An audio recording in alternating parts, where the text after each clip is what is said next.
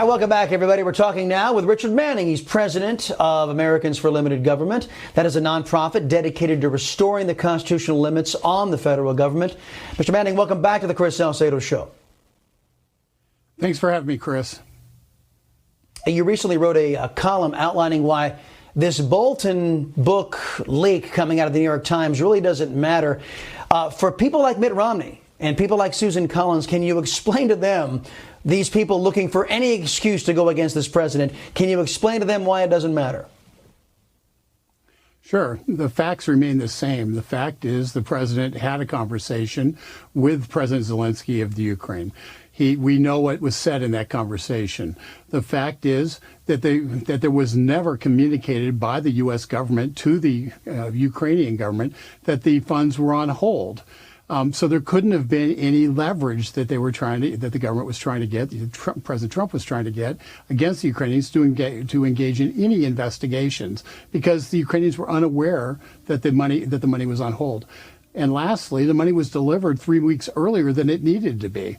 In fact, it was delivered on the exact date when John Bolton was fired, which was September 11th, 2019. And on that day, President Trump said, this guy wants to get us into war everywhere around the world, and we're just not a good fit.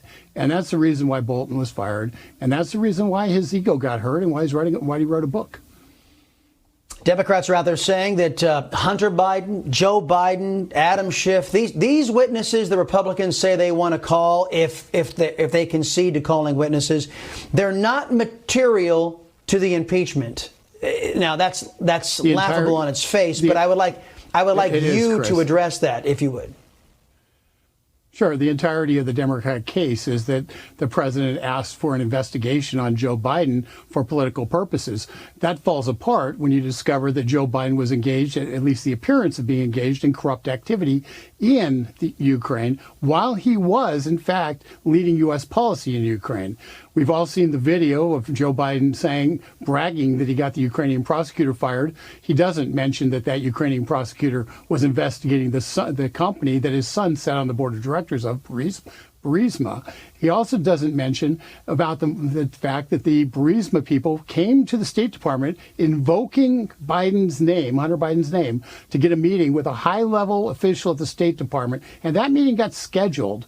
You don't just come into the State Department and get a meeting unless you invoking really important people's names. And the meeting got scheduled specifically because of Hunter Biden's name. So they didn't pay Hunter Biden for nothing. They paid him for access. Everybody knows that. And the fact is the Democrats know that. And that's what collapses their case, because the president had reason to believe that there might have been corruption. And he was asking the Ukrainian government not to nail Biden. He was asking him to get to the bottom of it because the American people had a right to know. I think there's a reason why, and I outlined this in the morning show, and I want to see if you agree with this.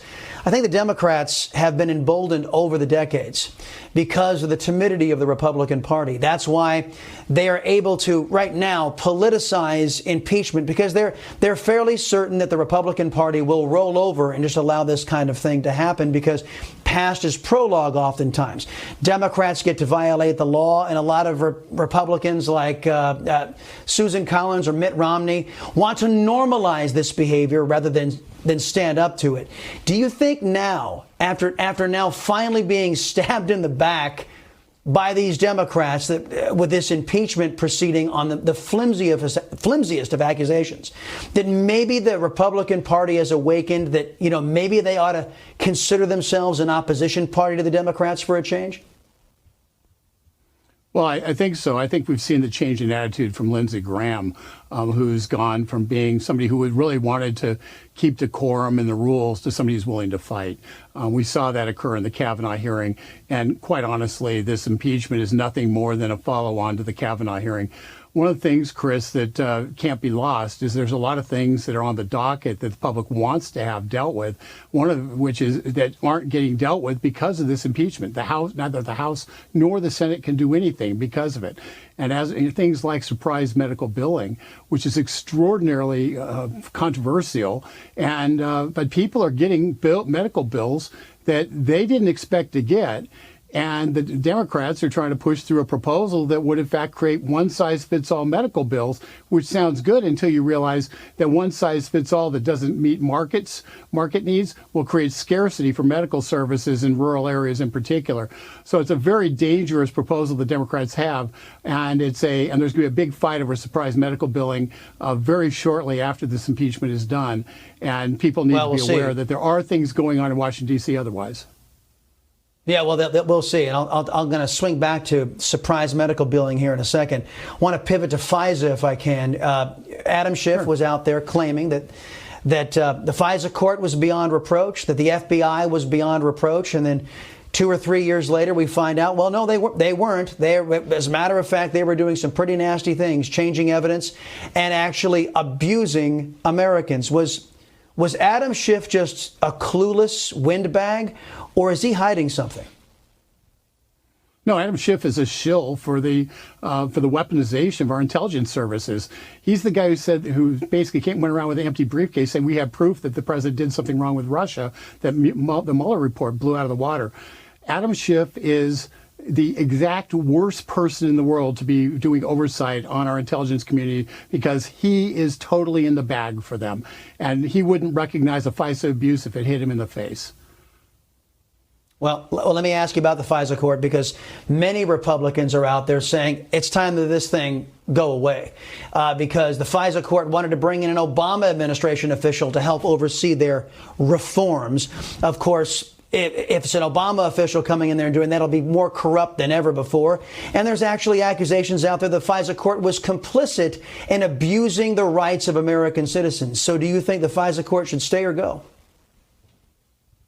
Well, the FISA court was put in place as a reform to try to put a block in place for the intelligence services from going rogue, and it's failed. I think the FISA system has to have either dramatic reform, or the FISA court system needs to be eliminated altogether, and we have to revisit how we're going to keep the intelligence services under control. We can never have the weaponization of our intelligence services ever again to be able to, where they try to take over our American political process. Yeah, surprise medical bills. You've been doing a lot of work on this recently. I didn't want to let you go without at least touching base on this. As Washington is distracted from the congressionally caused crisis at the border, as they're distracted from coming up with an alternative once the Supreme Court declares Obamacare unconstitutional, here we've got surprise medical bills really hammering American citizens, but Adam Schiff and Nancy Pelosi can't get beyond their own egos to address the needs of the American people. Explain. Sure. One-size-fits-all medical billing doesn't make sense. It hurts people in rural areas in particular in terms of having access to medicine, access to medical care. But what does make sense is to try to create a system where the providers, the doctors, and the insurers go into an arbitration over costs. And that way, the actual decisions on who gets paid what is determined in a neutral court. The key element of it is the patient who didn't agree to paying that money is not charged that money. So it takes the patient out of the liability loop and makes it a fight between the doctors and the health insurers. Well, we'll see if the Congress can get out of its own way, actually start working once again for we the people instead of these internecine fights in between them and trying to decide their political outcomes inside of the Congress. Sir, I appreciate, Mr. Manning, your time here as always on the Chris Salcedo Show. And we got a lot more to come here, folks. We're talking about peace in the Middle East. President Trump announcing a two-state solution to the Israeli-Palestinian conflict. That's coming up on the Chris Salcedo Show on Newsmax TV.